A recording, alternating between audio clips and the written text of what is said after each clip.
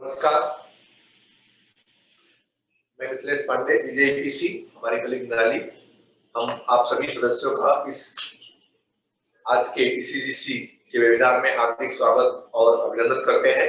मित्रों, आज हमारे बीच में ईसीजीसी से श्री जेम्स, जो कि इसके पहले भी इस वेबिनार को एक बार एड्रेस कर चुके हैं।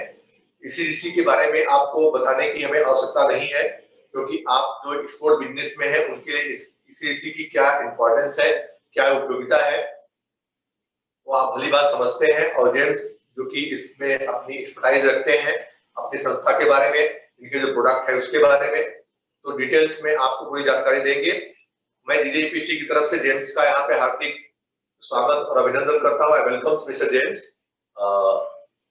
उन्होंने हमारे इस निमंत्रण को accepted and he is here. तो मैं कुछ लंबा चर्चा नहीं करते हुए मैं अब जेम्स से आग्रह करूंगा कि हमारी समय की मर्यादा को ध्यान में रखते हुए सर आप जो है आप कार्यक्रम को आगे बढ़ाएं और आप टेक ओवर करें। हमारे मेंबर्स को आपके प्रोडक्ट्स के बारे में, नई आफ्टर कोविड अगर कोई नई एडिशंस या नई चीजें जो आप लोगों ने इम्प्लीमेंट करी हो उसके बारे में विशेष रूप से, और जो इस तरह जो फाइनेंशियल चैलेंजेस इंडस्ट्री वाले फेस कर रही है उसको किस ढंग से आप इंश्योर कर पा रहे हैं, उन चीजों के ऊपर फोकस करते हुए चीजों को आगे बढ़ाएंगे तो हमें बड़ी प्रसन्नता होगी। Mister James, thank you so much. Thank you, sir. First of all, thank you to DJEPC for organizing this type of webinar. Before the meeting started, there was a request from DJEPC that I speak as much as possible in Hindi. But I would like to, I'll try my best. But Hindi is not my first language, nor is it my second language, but we will try our best. कोशिश करेंगे हम हिंदी में जहाँ तक हो सके बोलने की। अगर कुछ जहाँ पे कुछ टेक्निकल टर्म्स होंगे वहाँ पे हमें अंग्रेजी की इस्तेमाल करना पड़ेगा हमें, तो आप उसके लिए मैं क्षमा चाहता हूँ। और जहाँ पे अगर हमारी हिंदी में कुछ कमजोरी आए तो I also apologize for that. Without much further ado I think we should start with the presentation. मैंने एक छोटी सी प्रेजेंट बनाई है, I will walk through the presentation और उसके बाद अगर कुछ प्रश्न जवाब करना हो तो we will do that also. तो let's start with the presentation immediately.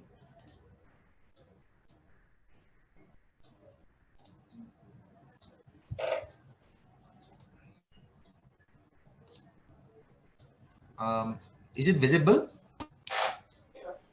Yeah.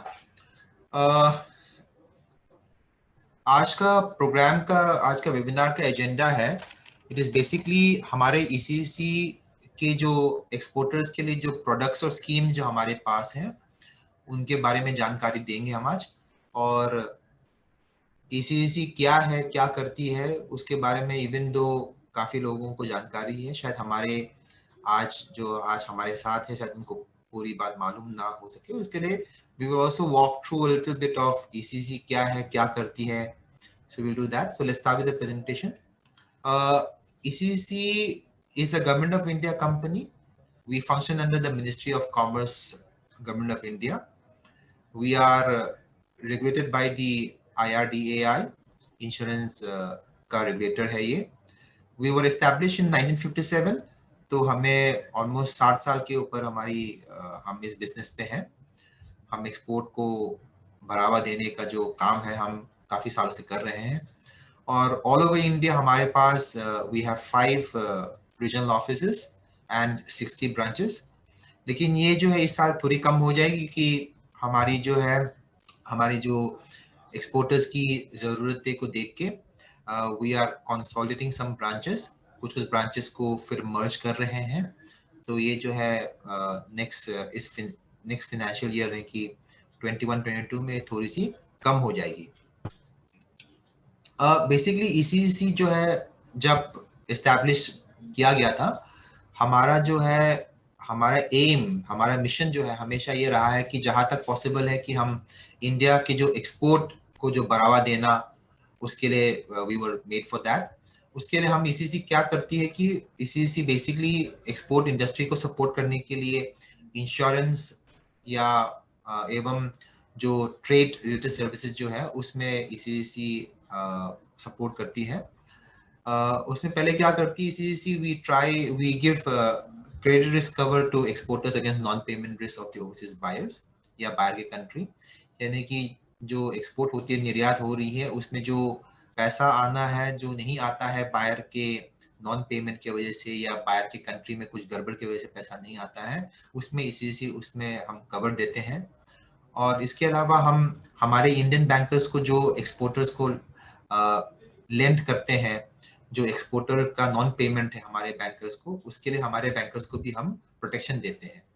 और ये दो चीजें हम कैसे करते हैं, ये दो चीजें जो हम करते हैं, हम क्या करते हैं, बायर्स जो है, एक्सपोर्टर्स के जो बायर्स हैं, उनकी असेसमेंट हम करते हैं ताकि हम उनके ऊपर रिस्क जोखिम जो है हम अंडरराइट कर सकें।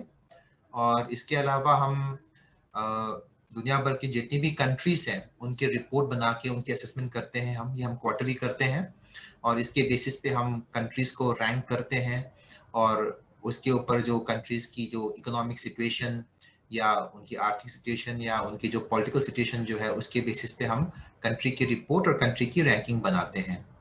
और हम क्या करते हैं कि हमारे ये जो एक्सपीरियंस से जो बायर्स जो है जिन्होंने एक्सपोर्टर्स के पेमेंट नहीं दिए हैं, उनकी लिस्ट भी हम मेंटेन करते हैं ताकि हमारे जो एक्सपोर्टर्स हैं उनके लिए ये एक कॉशन लिस्ट की तरह सर्व करे। और जब नॉन पेमेंट होती है बायर की, तो हमारे एक्सपोर्टर्स को बायर से रिकवरी लाना, उसका जो पैसा जो नहीं आ रहा है उसको हाउ डू से निकलवाना जो है, उसमें भी हम एक्सपोर्टर की मदद करते हैं। तो बेसिकली ECGC जो है एक संस्था है जो एक्सपोर्टर्स का एक्सपोर्ट होने के बाद जो नॉन पेमेंट पैसा नहीं आने का जितने भी रिस्क है, जहां तक पॉसिबल है हम उसको कवर करते हैं। और ये हम मिनिमल कॉस्ट पे हम करते हैं, क्योंकि हम जैसे हमने बोला, हम we are a government of India company, हम इस बिजनेस में एक्सपोर्ट को बढ़ावा देने के लिए हमारी स्थापना हुई थी। जैसे कि एक्सपोर्ट क्रेडिट इंश्योरेंस जो हम कहते हैं, जो ECGC करती है, ये बेसिकली फॉरेन बायर का नॉन पेमेंट का रिस्क के प्रोटेक्शन के लिए होता है। और इसमें जनरली जो रिस्क जो होते हैं, हम उसको रिस्क को हम दो तरीके में बांटते हैं। एक है कमर्शियल रिस्क, जिसमें बायर के इंसॉल्वेंसी का, यानी कि उसकी बैंकरप्सी का, या उसका प्रोटेक्ट डिफॉल्ट यानी कि उसके पेमेंट धीरे धीरे आने का या आने का, ये सब जो हम कवर करते हैं। और पॉलिटिकल रिस्क में जहाँ पे आपका पैसा जो है बायर देना चाहता है, लेकिन उसकी कंट्री में there is a riot, there is some revolution, terrorist attack हो गया या वॉर हो गया, जिसकी वजह से वो आपका पैसा नहीं बेच पा रहा है, उसमें भी हम आपको कवर दे सकते हैं। तो जहाँ तक ECGC के सवाल है, हम रिस्क को दो तरीके में बांटते हैं, एक कमर्शियल रिस्क है, एक पॉलिटिकल रिस्क है। कमर्शियल रिस्क में तीन भाग है। एक है प्रोटेक्टेड डिफॉल्ट, ये है जहाँ पे बायर के पास देने की क्षमता है लेकिन वो देना नहीं चाहता है। It basically means that the buyer is capable of paying you but doesn't want to give you, यानी कि ये जो है डिफॉल्ट करता है। दूसरा है इंसॉल्वेंसी। इंसॉल्वेंसी है जहाँ पे बायर जो है पूरी बैंकरप्ट हो जाती है, यानी कि उसके पास आपको पेमेंट करने की क्षमता नहीं है, लेकिन उसमें जो है हम उसे भी हम कवर करते हैं। और तीसरा जो है हम रेपुडिएशन बोलते हैं इसको, नॉर्मल टर्म पे इसका मतलब है नॉन एक्सेप्टेंस, यानी कि आपने माल भेजा है और बायर ने माल नहीं उठाया है। हमारे जेम ज्वेलरी बिजनेस में रेपुडिएशन रिस्क जो है वो होता नहीं है ज्यादातर, क्योंकि ये जो है बाकी के जो मर्चेंडाइज एक्सपोर्ट में बहुत होता है, जेम एंड ज्वेलरी में ये रेपुडिएशन रिस्क ना के बराबर है। तो हमारे जेम एंड ज्वेलरी में सबसे ज्यादा रिस्क है वो है डिफॉल्ट का, बायर ने माल उठाया, माल ले लिया और पेमेंट नहीं किया, और कुछ हद तक इंसॉल्वेंसी का रिस्क रहता है। और पॉलिटिकल रिस्क में ये कंट्री रिस्क का होता है, जैसे मैंने बताया था, यूथ का या किसी कंट्री में पॉलिटिकल इश्यू के वजह से। सबसे ज्यादा जो प्रॉब्लम हो सकती है वो है ट्रांसफर डिले रिस्क बोलते हैं हम, जहाँ पे कंट्री में जो है, उस कंट्री में जहाँ पे आपने एक्सपोर्ट की है, उस कंट्री की हालत खराब है, इसके वजह से उनके पास फॉरेन एक्सचेंज की कमी हो जाती है, इसके वजह से लोकल करेंसी में बायर अपने बैंक को पेमेंट तो कर देता है, लेकिन उनके सेंट्रल बैंक के पास डॉलर या फॉरेन करेंसी नहीं रहती है, उसकी वजह से वो पेमेंट इंडिया में नहीं आ पाता है। वो रिस्क काफ़ी पॉलिटिकल रिस्क में भी हम वो कवर करते हैं। जनरली जब एक्सपोर्ट किया जाता है, एक्सपोर्ट में जो है अलग अलग तरह के कॉन्ट्रैक्ट्स वगैरह बनते हैं कि किस तरह से पेमेंट आएंगे। हर एक्सपोर्टर चाहता है कि जो भी पेमेंट हो वो एडवांस में हो, लेकिन ये प्रैक्टिकल नहीं होता है इवन दो इज डिजायरेबल। तो advance payment is one terms of payments in export. दूसरा है जहाँ पे आप बायर को बोले कि आप एलसी खोल दें, ये भी it is a good thing, लेकिन हमेशा होता नहीं, बिकॉज एलसी खोलने में कॉस्ट इन्वॉल्व होता है बायर के भी, तो वो भी शायद वो कॉस्ट लेना नहीं चाहता है तो वो शायद नहीं देता है। दूसरा है डीपी या सीएडी बोलते हैं, ये है कैश की तरह पेमेंट होता है जहाँ पे माल उठाने से पहले वो पेमेंट करता है। एडवांस नहीं है ये, इसमें जो है आपकी शिपमेंट चली जाती है, उसके बाद शिपमेंट को डिलीवरी लेने से पहले वो पेमेंट करता है। तो ये है डॉक्यूमेंट्स अगेंस्ट पेमेंट या कैश अगेंस्ट डॉक्यूमेंट बोलते हैं इसको।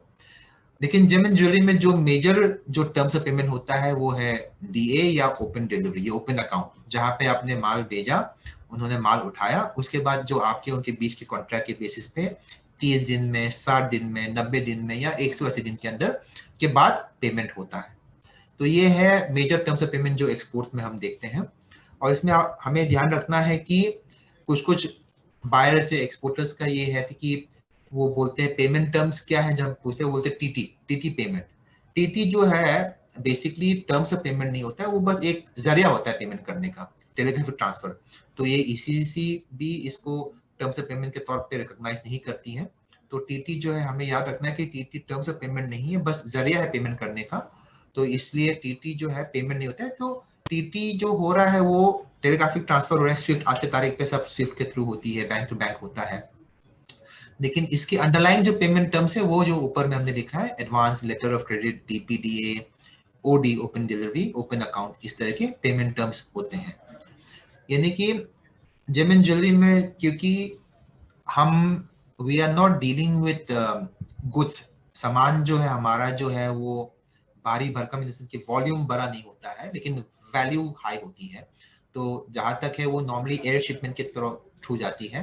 तो this are generally air shipment में क्या होता है कि एयर शिपमेंट में आपका गुड्स पहुंच जाते हैं और वो बायर डिलीवरी ले लेती है और पेमेंट बाद में आता है। तो generally this are classified as open delivery या ओपन अकाउंट पेमेंट। तो ये एक्सपोर्ट ट्रांजैक्शन में इसको सबसे रिस्की माना जाता है क्योंकि goods have been taken delivery by the buyer and payment are supposed to come later. So the exporter is exposed to very high risk. ये ओपन अकाउंट में एक्सपोर्टर जो हमेशा रिस्क लेता है। जो हमने पहले स्लाइड में रिस्क टर्म्स ऑफ पेमेंट बताए थे, उनकी जो मैपिंग जो है किस तरह की नॉन पेमेंट इश्यू हो सकती है वो हमने यहाँ पे कोशिश की है मैप के थ्रू।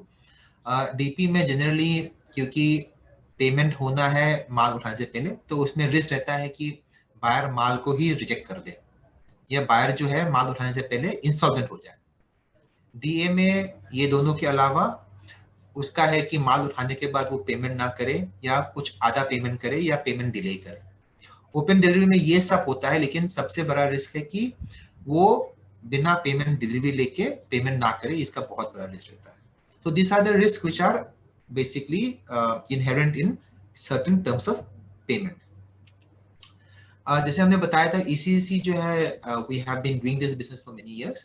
हमारे पास वैसे तो हम दो वर्टिकल्स में काम करते हैं, एक एक्सपोर्टर्स की प्रोटेक्शन के लिए और एक जो है हमारे इंडियन बैंक्स की प्रोटेक्शन के लिए। आज की तारीख पे हम एक्सपोर्टर्स के प्रोटेक्शन की बात करेंगे और हम शॉर्ट टर्म बिजनेस की बात करेंगे, बिकॉज शॉर्ट टर्म माने कि शॉर्ट टर्म है जो RBI ने डिफाइन किया है, जहां पे पैसा जो है 270 दिन के अंदर रिवॉल्व होके आ जाती है इंडिया में। Those are known as short term business and we are considering purely on the short term business. Medium and long term business basically ये है कंस्ट्रक्शन कॉन्ट्रैक्ट होते हैं, ये इंजीनियरिंग कॉन्ट्रैक्ट्स होते हैं, ये जो आपके बिजनेस पे एप्लीकेबल नहीं होता है। बैंक बिजनेस है जहां पे बैंक आपको फंड बेस या नॉन फंड बेस के जो है एडवांसेस देती है। वो जो एडवांसेस अगर एक्सपोर्टर बैंक को पे बैक नहीं करता है तो उसमें जो है बैंक हमसे उसका कवर लेके रखता है। Most of the banks in India are taking cover for their fund base business with ECGC, and we have a separate business vertical for that which is taking care of that. जैसे हमने बोला था, जो हम cover करते हैं वो commercial risk है, जहाँ पे इंसॉल्वेंसी, ये बेसिकली रिपीट कर रहे हैं। इसमें हमने क्या किया है, इसको थोड़ा ब्रेक डाउन किया है।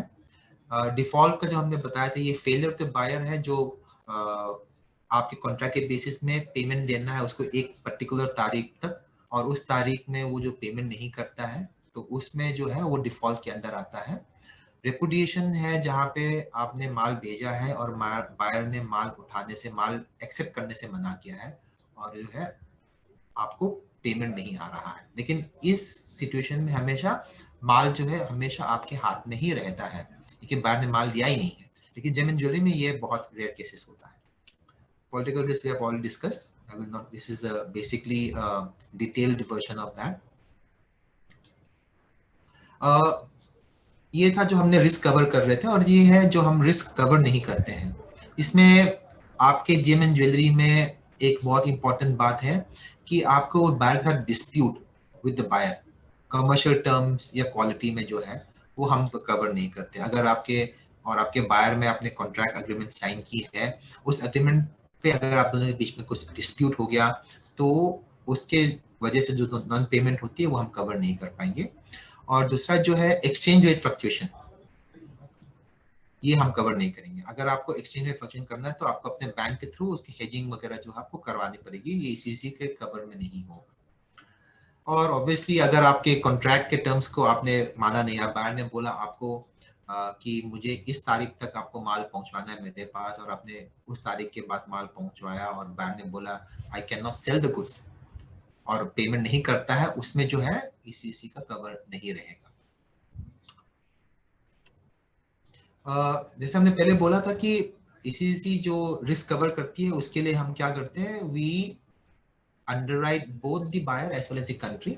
बायर की रिस्क, बायर जो है रिस्क लेने लायक है कि नहीं, या कंट्री लेने लायक कि नहीं, वो हम अंडरराइटिंग करते हैं। बायर को जब हम अंडरराइट करते हैं, हम मोटा मोटी ये सब देखते हैं कि उसकी फाइनेंशियल कैसी, कंपनी कैसे चल रही है, उसका प्रॉफिट एंड लॉस कैसे चल रहा है, सेल कैसे चल रहा है, और इंडस्ट्री की आउटलुक कैसी है, बायर का पेमेंट का बिहेवियर कैसा है, वो टाइम पे पैसा देता है कि नहीं।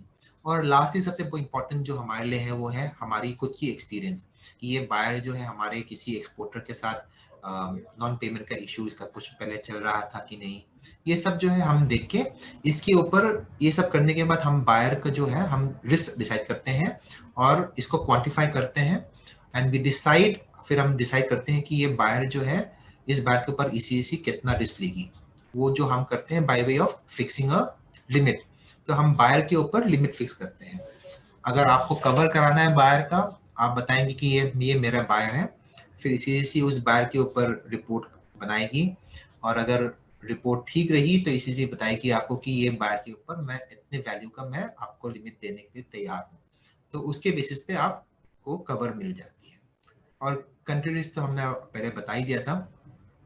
इसमें हम क्या करते हैं, हमने कंट्रीज को, दुनिया भर की जितनी भी कंट्रीज जहाँ से जिसके साथ हम ट्रेडिंग करते हैं इंडिया से, उनको हमने 7 क्लासिफिकेशन में बांटा है, A1, A2, B1, B2, C1, C2, D करके।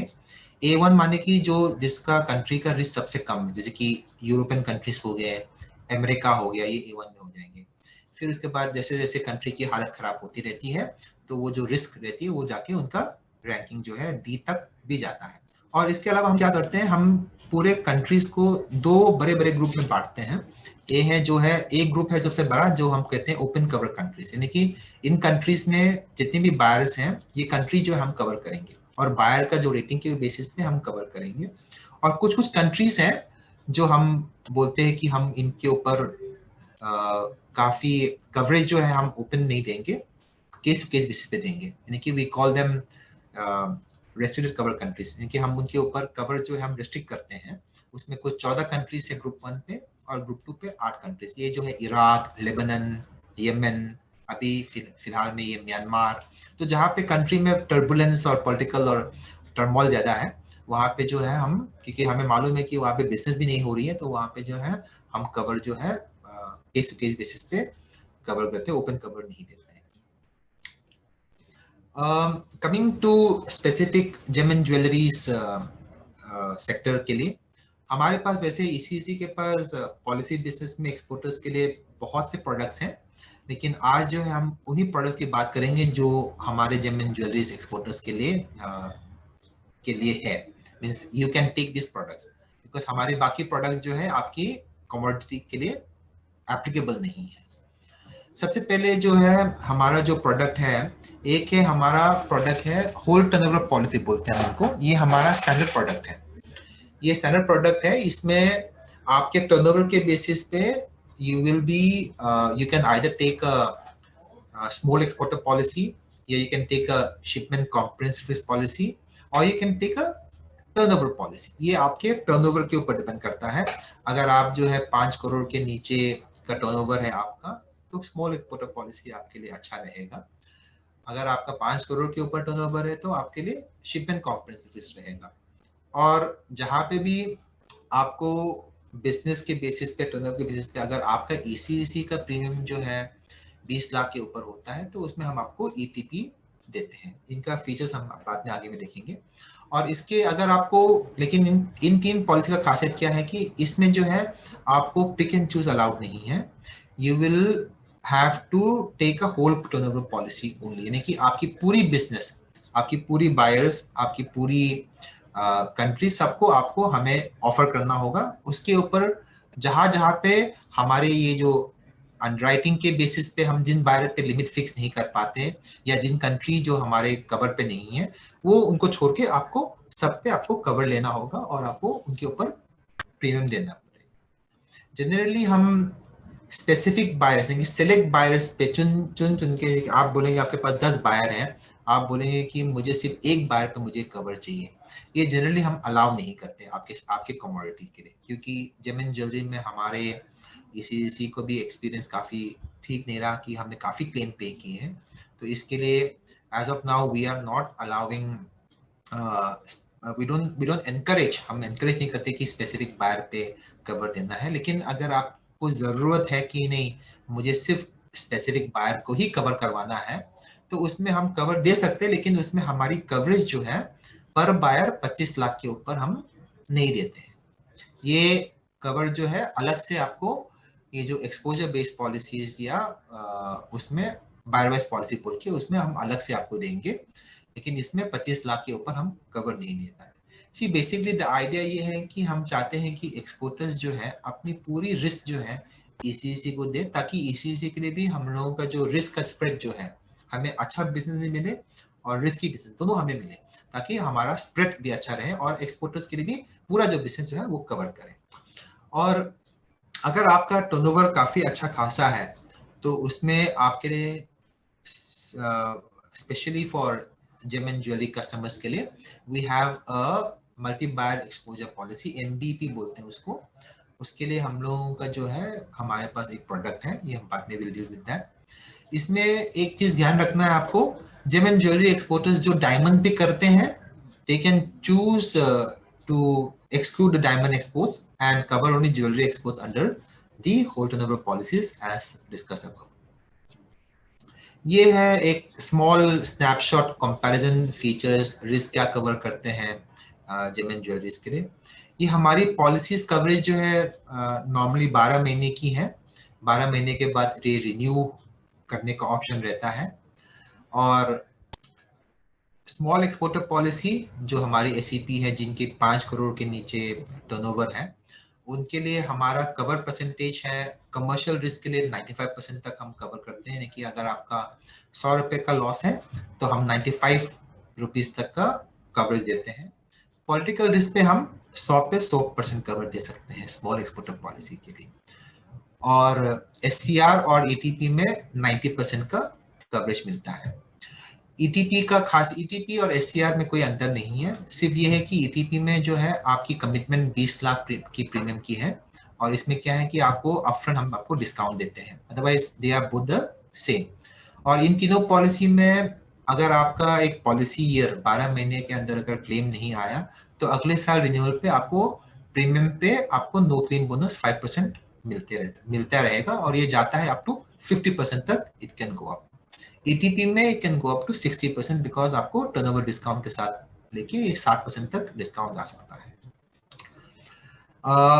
हम लोगों का जो क्लेम पे आउट होता है ये, क्योंकि ये पॉलिसी, तीनों पॉलिसी जो है होल टर्नओवर पॉलिसी है, इसमें जो क्लेम पे आउट पॉसिबल है ये है आपके पॉलिसी की मैक्सिमम लायबिलिटी, पॉलिसी वैल्यू तक हम पे कर सकते हैं। लेकिन पर बायर जो आपको कवर मिलेगा वो है जो लिमिट जो हम फिक्स करेंगे, क्रेडिट लिमिट जो ईसीसी अप्रूव करेगी उसके लिमिट तक ही मिलेगी। यानी कि आपके पास 10 बायर हैं, 10 बायर के लिए आपने पॉलिसी वैल्यू ली है मान लीजिए 1 करोड़ की, और एक बायर पे आपने 15 लाख का लिमिट फिक्स करा है हमसे, दूसरे पे 20 लाख का फिक्स करा है, ऐसे करके you can keep on doing that. So in a policy year my maximum outgo will be only 1 crore in case of all the buyers going default subject to the limit of per buyer। और जैसे मैंने पहले बोला था कि we also maintain a list of buyer जो मेरे caution list में है, हम उसको बोलते हैं 20 साल बायर स्पेसिफिक अप्रूवल लिस्ट। अगर आपके बायर 20 साल में होंगे, हमारे एक्सपीरियंस खराब है उन बायर के साथ, तो उस पर आपको हम कवर नहीं दे पाएंगे, और जिन बायर पे हम कवर नहीं देते हैं उनके ऊपर हम आपसे प्रीमियम भी चार्ज नहीं करेंगे। क्योंकि ये एक इंश्योरेंस प्रोडक्ट है, IRDA के अंदर हम हैं, तो अपना इंश्योरेंस एक्ट भी ये कहता है कि अगर आपको कोई भी रिस्क कवर करना है तो आपको प्रीमियम जो है एडवांस में डिपॉजिट करना होगा। तो इन तीनों पॉलिसी में भी आपको प्रीमियम जो है हमेशा शिपमेंट के पहले उस शिपमेंट का प्रीमियम जो है आपको डिपॉजिट में हमारे पास रखना होता है। और तीनों पॉलिसी में आपको जितनी भी शिपमेंट में हमें मंथली स्टेटमेंट चाहिए होता है। और ओवरड्यू रिपोर्टिंग जब नॉन पेमेंट होती है तो आपको हमें बताना है, नॉन पेमेंट के बाद हम आपको बताएंगे क्या करना है क्या नहीं करना है। क्लेम्स का भी है, और प्रीमियम जो है हम जो चार्ज करते हैं, प्रीमियम जो है जो आपकी बायर के साथ जो टर्म्स है और कौन से कंट्री को जा रही है उसके ऊपर प्रीमियम रेट डिसाइड होता है। यानी कि अगर आपका ओपन डिलीवरी 30 दिन का पेमेंट टर्म्स है यूएसए पे, या आपका 120 का पेमेंट टर्म है और यूएसए में, दोनों में प्रीमियम का अंतर रहेगा। 120 दिन का टर्म्स जो है विल बी प्रीमियम रेट जो है उसका 30 दिन का प्रीमियम टर्म से हायर रहेगा, क्योंकि you are extending giving the buyer longer credit period, तो रिस्क वहां पे बढ़ जाता है। मैंने बताया था कि अगर आपको होल टर्नओवर नहीं चाहिए, एक आपको specific buyer to buyer policy चाहिए, तो उसके लिए एक SBP है, सिंगल बायर एक्सपोजर पॉलिसी। ये जो है यानी कि आपकी पीक आउटस्टैंडिंग किसी बायर के ऊपर at any particular point of time वो कवर देती है, लेकिन इसमें हमारा मैक्सिमम कवरेज सिर्फ 25 लाख तक का ही रहेगा। और ये पॉलिसी जो है उन्हीं बायर को दे सकते हैं जो ओपन कवर कंट्रीज में है। और इसमें जो है आपको एडवांस प्रीमियम जो है पूरे 25 लाख का एडवांस में पूरे साल का एक साथ देना होगा, 12 महीने का है। और इसमें हमारी कवरेज जो है सिर्फ 80% रहेगी, 90% नहीं रहेगी।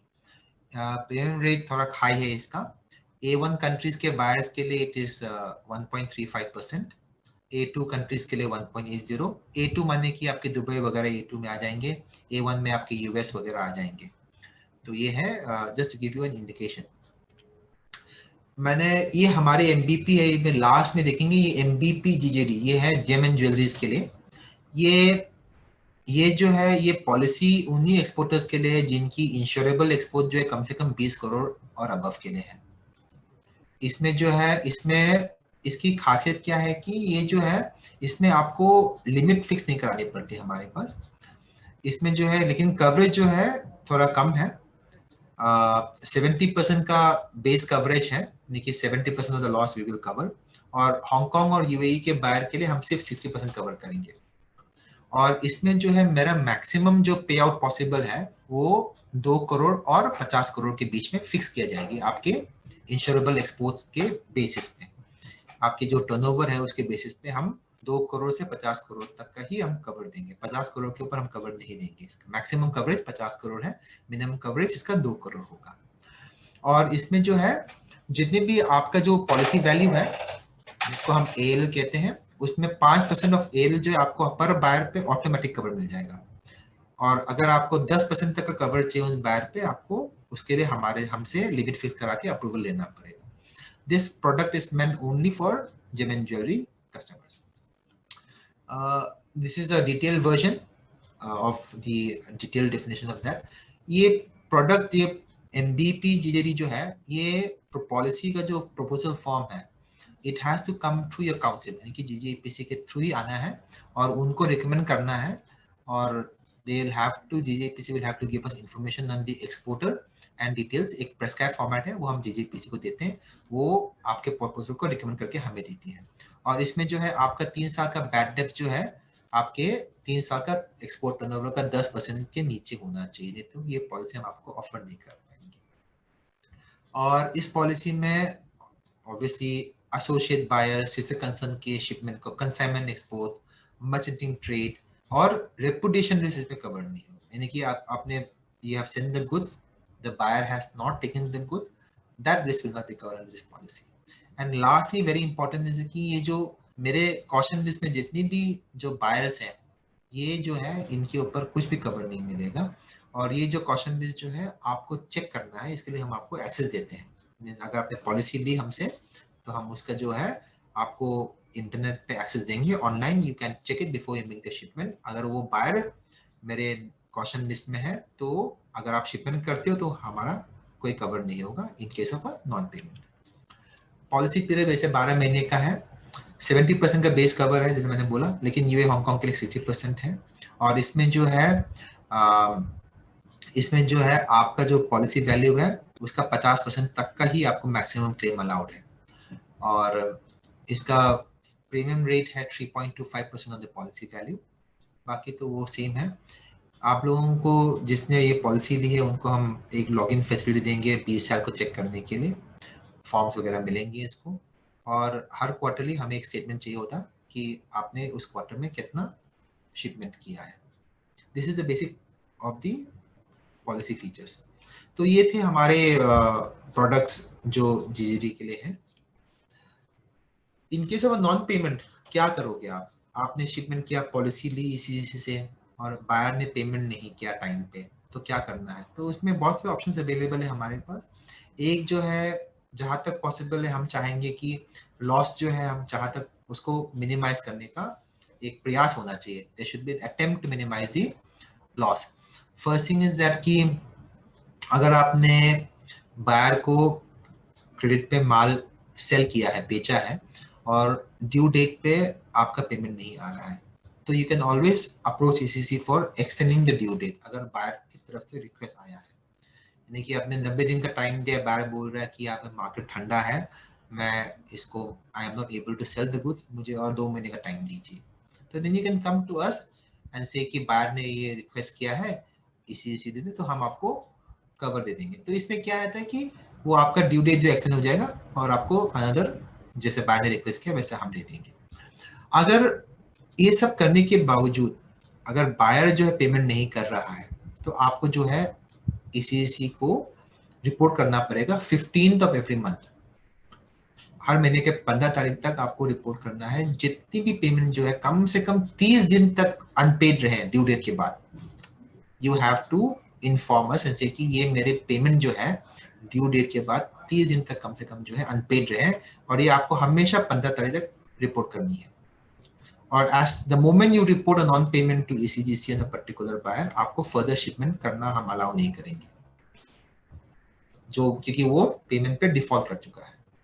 फिर उसके बाद हम आपको बताएंगे कि ये जो नॉन पेमेंट हुई है इसके लिए क्या क्या एक्शन लेना है। उनमें से एक है कि एक डीसीए मतलब कि डेब्ट कलेक्शन एजेंसी, इसकी लिस्ट हमारे पास है, हम आपको देंगे। हमारे एम्पैनल डीसीए हैं, इनके साथ आप कॉन्ट्रैक्ट साइन करके ये जो है आपके तरफ से बायर के पीछे दौड़ेंगे और आपका पैसा निकालने की कोशिश करेंगे।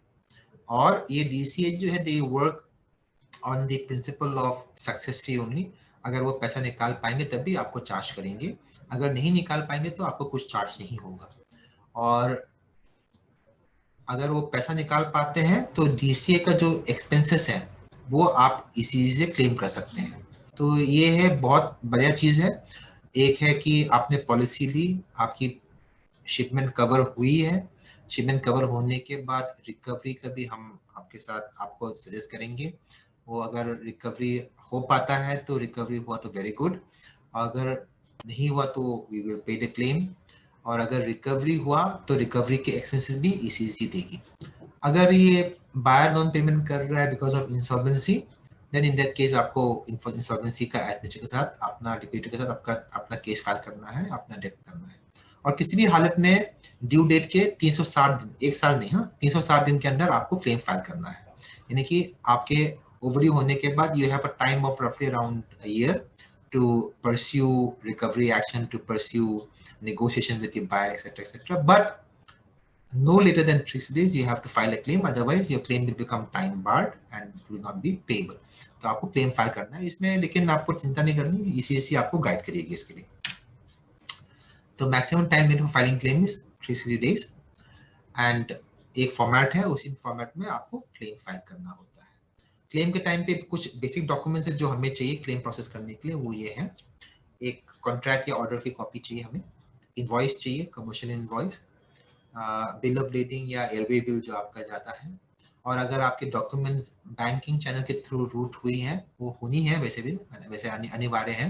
अगर आपने वो करना है तो नॉन पेमेंट एडवाइस जो आपका फॉरेन बैंक से आया कि इस ड्यू डेट पे आपका ये बिल आया था, आपने जो बैंक टू बैंक भेजा है, तो आपके बैंक से आपको निकलवाना है। ये फॉरेन बैंक से जो पेमेंट नहीं आया उसका एडवाइस चाहिए। अगर आपने डायरेक्टली डॉक्यूमेंट्स बायर को बेचा है तो in that case the proof of delivery of the goods to the buyer, और बायर की तरफ से कि ये माल का पेमेंट मैं इस तारीख पे करूंगा उसका एक्नॉलेजमेंट चाहिए होता है। और अगर डीए शिपमेंट है तो आपका जो अनपेड बिल ऑफ एक्सचेंज जो है, जो एक्सेप्टेड है बायर का, उसका हमें कॉपी चाहिए। और अगर डीए बिल है तो बैंक टू बैंक के थ्रू आपको अपना लीगल ऑप्शन जिंदा रखने के लिए आपको प्रोटेस्ट, नोटिंग एंड प्रोटेस्टिंग बोलते हैं, उसका नोटराइजेशन और प्रोटेस्टिंग कराना है। आपको ये अपने बैंक के थ्रू एक्सपोर्ट बायर के बैंक को बोलना होगा जो, और फिर आपके ये जो बिल्स जो नॉन पेमेंट हुए हैं, इनके जितनी भी आपके साथ बायर से जो कॉरेस्पॉन्डेंस हुई है उन सबकी कॉपी आपको देना होगा।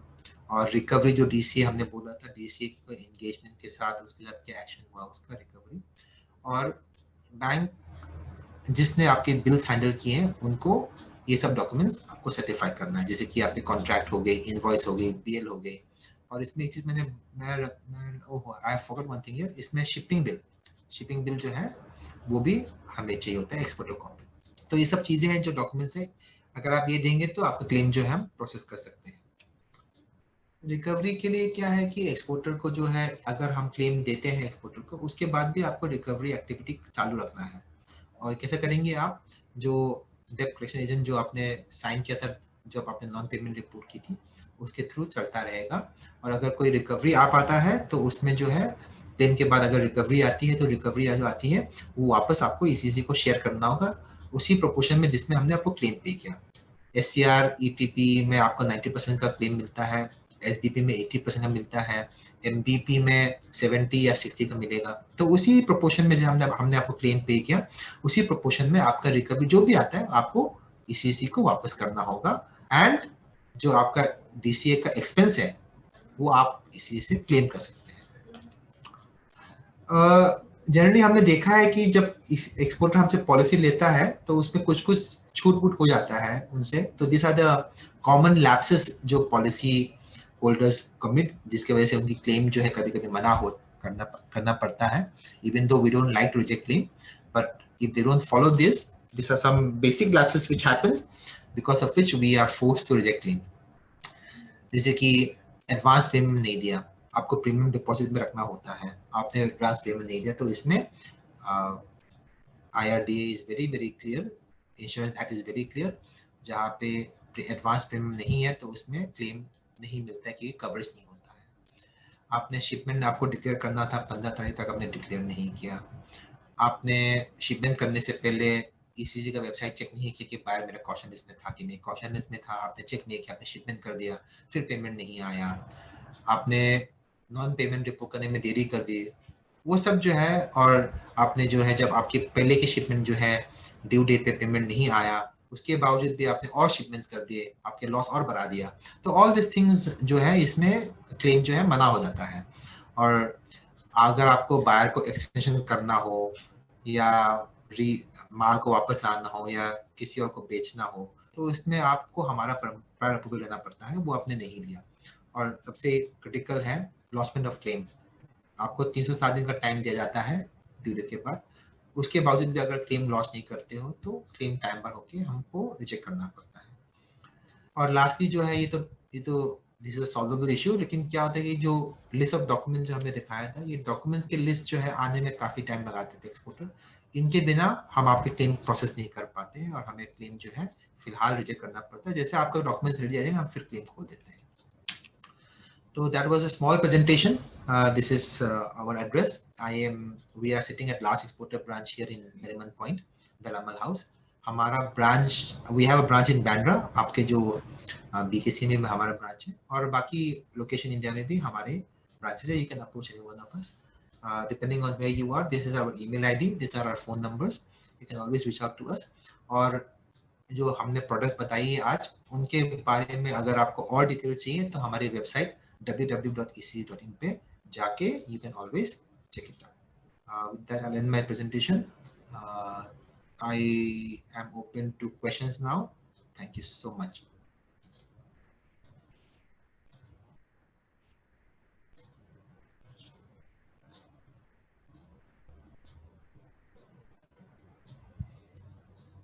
Hello. Thank you James. आपने बहुत ही अच्छे ढंग से ऑडियंस को हमारे एक्सप्लेन किया, जिसकी एक्सपेक्टेशन हमें नहीं थी। आपने उतनी अच्छी हिंदी बोली और लोग आपकी बात को समझ पाए, वो हम समझते हैं। जब हम इतनी अच्छी तरह समझ पाए तो निश्चित तौर पे जो इस व्यापार में है तो अच्छी तरह से इस बातों को समझ पाए होंगे। तो मैं आपसे एक जो क्वेश्चन यहाँ पे आया है मैं पूछना चाहूंगा, can you share the presentation and the countries and their categories? Share कर देंगे आपको, we will share with JJEPC. आप हम आपके साथ शेयर कर लेंगे, आप अपने मेंबर को शेयर कर लीजिएगा. Is that fine?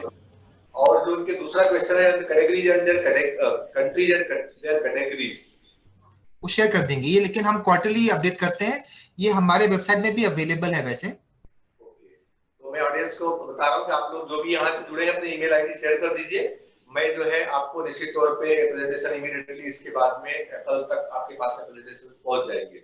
जी जी, मैं I share with you, you can forward.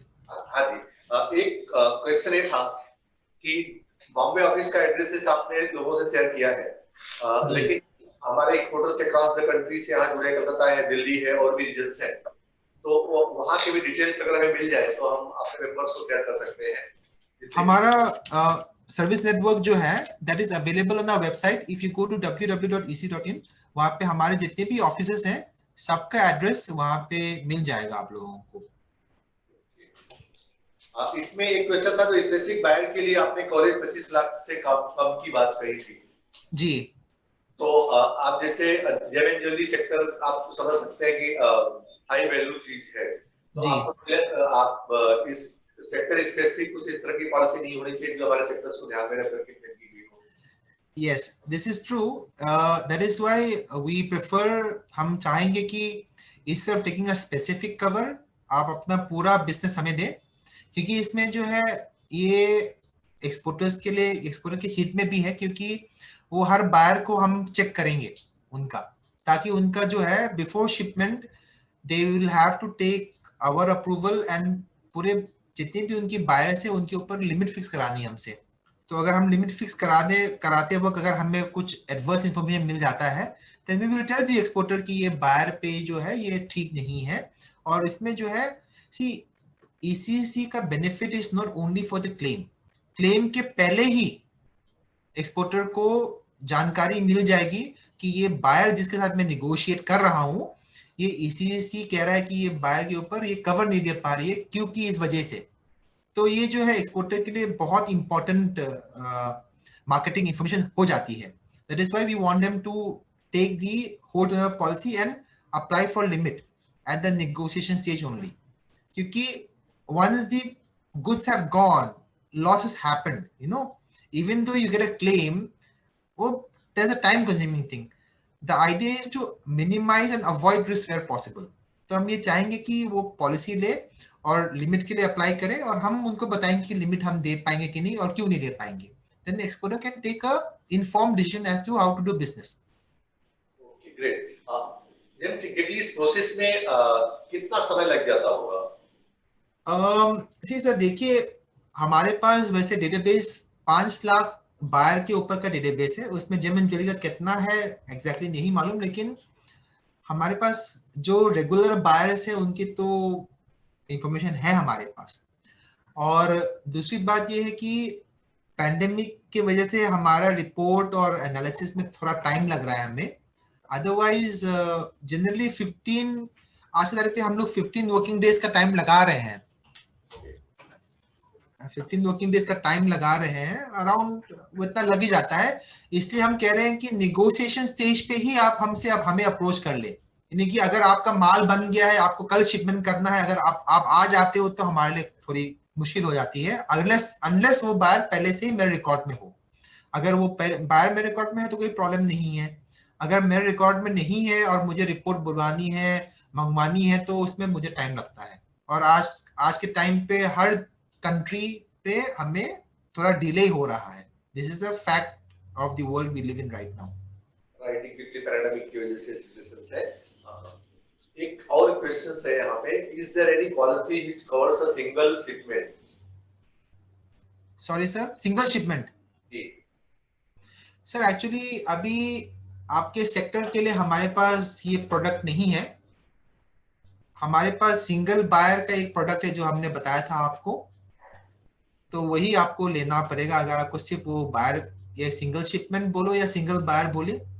लेकिन ये 12 महीने का पॉलिसी है, तो you can make further shipments also. Gem and jewellery के लिए I am very sorry to say we don't have a product for single shipment as of now. हमें ऐसा नहीं लगता है कि आप हमारे सेक्टर के लिए थोड़ा कंजर्वेटिव है इसी? Sorry sir? हमारे सेक्टर के लिए इसी थोड़ा कंजर्वेटिव अप्रोच अपना रही है? सी सर, ये थोड़ा थोड़ा कंजर्वेटिव अप्रोच जरूर है, लेकिन जो हमने एमबीपी जीडी बनाया है that is design only for your sector, जहां पे बायर का एनालिसिस ईसीसी नहीं करती है, एक्सपोर्टर खुद करता है। As long as the buyer is not in my negative list, my caution list, exporters can get coverage up to 5% of the policy value. ये ऑटोमेटिक कवर दे रहे हैं हम, ऐसा नहीं है कि हमने वो मना किया है। लेकिन जैसे हमने पहले बोला कि हम चाहते हैं कि जहां तक पॉसिबल है कि हमारी स्प्रेड ऑफ रिस्क जो है अच्छी हो, तो इसलिए हम नहीं चाहते कि हम इंडिविजुअल बेसिस पे, शिपमेंट बेसिस पे हम जीजीडी पे कवर दें। Thank you James.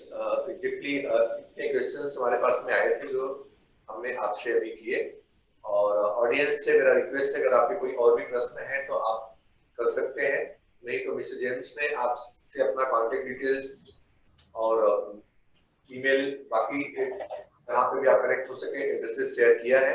हम भी जब प्रेजेंटेशन आपको शेयर करेंगे तो सारे इंफॉर्मेशन आप सबके पास में पहुंच जाएंगे। और आप जो भी एक्सपोर्ट बिजनेस में है, किसी से जो भी हेल्प आप ले सकते हैं, इन्होंने जो जिस ढंग से आपको बताया कि थोड़ा टाइमलाइन उनको मिले प्रॉपर चीजों के एनालिसिस करने के लिए, तो आप दो तरह से सिक्योर हो सकते हैं। एक तो आपको बेटर पॉलिसी मिलती है, दूसरा जो है आपको जिसको आप गुड्स सेल कर रहे हैं उसकी थोड़ी आपको इंसाइट मिल जाती है, जिससे आप आने वाले थ्रेट से बच सकते हैं, जो प्रॉब्लम्स आने वाले हैं उसको आप अलग से प्रिकॉशंस ले सकते हैं। इन सब चीजों को ध्यान में रखते हुए आप किसी से संपर्क करें अपने, और जो आपके एक्सपीरियंसेस हो दीजिए, किसी को भी शेयर करें। किसी भी तरह की आवश्यकता हो तो अभी मिस्टर जेम्स क्योंकि आपसे यहाँ रूबरू 1-to-1 हो रहे हैं, तो आप इन्हें भी इनकी ऑफिस में अप्रोच करेंगे तो मुझे लगता है कि बेटर ढंग से आप सब हेल्प कर पाएंगे। और इन्हीं अपेक्षाओं के साथ कि आपका सहयोग हमारी इंडस्ट्री को मिलता रहे और थोड़ा इसको और ब्रॉडर उसमें आप ले जाएं, जो हमारी इंडस्ट्रीज की रिक्वायरमेंट को समझते हुए उसको भी तमाम चैलेंजेस नए नए के आए हैं, एक बार उसको भी आप ध्यान में आप इसी रखें और को बेटर कवरेज मिले, क्योंकि एक्सपोर्ट्स इंडस्ट्री का थोड़ा अपवर्ड डायरेक्शन में ग्रो हो रहा है, तो निश्चित तौर पे आप इसी की जरूरत इस वक्त में काफी तेजी से पड़ेगी। और आने वाले टाइम पे जो ट्रेंड ई कॉमर्स का आ रहा है, अभी ई कॉमर्स बिजनेस काफी तेजी से डेवलप हो रहा है, तो उसको भी ध्यान में रख करके अगर कोई पॉलिसीज उसको कवर करते हुए चीजें आ जाए तो मुझे लगता है कि वो ज्यादा ही हेल्पफुल होगी फ्यूचर में हमारी सेक्टर्स के ध्यान में रखते हुए।